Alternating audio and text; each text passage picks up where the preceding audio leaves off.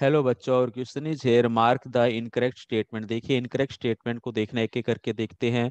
The fitness of the individual according to Charles Darwin means reproductive fitness. ये बिल्कुल सही है। डार्विन ने क्या कहा था, एवरी जो हमारे पास में इंडिविजुअल्स है वो एनवायरनमेंट में अपने आप को बनाए रखने के लिए क्या करता है, कुछ बॉडी के अंदर चेंजेस करता है। दूसरे शब्दों में इन्होंने इसको सर्वाइवल फॉर फिटनेस के नाम से रिप्रेजेंट किया। ठीक है, जो सर्वाइव करेगा, सर्वाइव रहने के लिए अपने आप को फिट करेगा नेचर के अंदर, वही तो रिप्रोडक्शन कर पाएगा। रिप्रोडक्शन कर पाएगा तो उसके नंबर्स उस प्रोजेनी के कैसे रहेंगे, हमारे फिक्स रहेंगे। ठीक है, या नंबर्स इंक्रीज होंगे। तो ultimately fitness directly reproductive fitness के रिप्रेजेंट में ही बताई जाती है। तो अल्टीमेटली स्टेटमेंट सही है।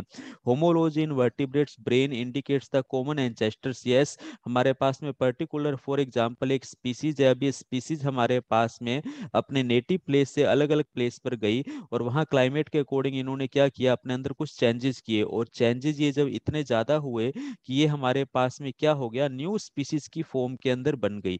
अब ये जो न्यू स्पीसीज हमारे पास में अलग अलग बनी, लेकिन इनके हमारे को एंसेस्टर्स कैसा मिला है, कॉमन मिला है। तो इस तरह का जो स्टडी होता है एंसेस्टर्स हमें जिसके अंदर कॉमन मिलता है, वो स्टडी हमारा क्या कहलाता है, होमोलॉजी। इस तरह के ऑर्गन्स भी हमारे पास में होमोलॉजी ऑर्गन्स कहलाते हैं।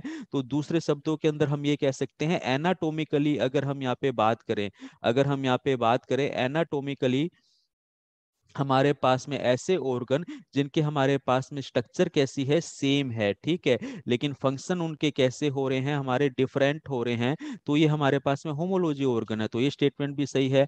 The idea for survival of fittest of the Alfred R R Wallace was based on his study on Galapagos island. ये स्टेटमेंट गलत हो गया। गैलापेगस आइलैंड पर काम किया था डार्विन ने, तो एल्फ्रेड आर वेलेस ने काम नहीं किया था। तो ये स्टेटमेंट गलत है। ऑल ऑफ दीज स्टेटमेंट तो इनकरेक्ट वैसे ही नहीं है। तो ये स्टेटमेंट तो हमारा वैसे ही हमारा क्या हो गया, गलत हो गया है।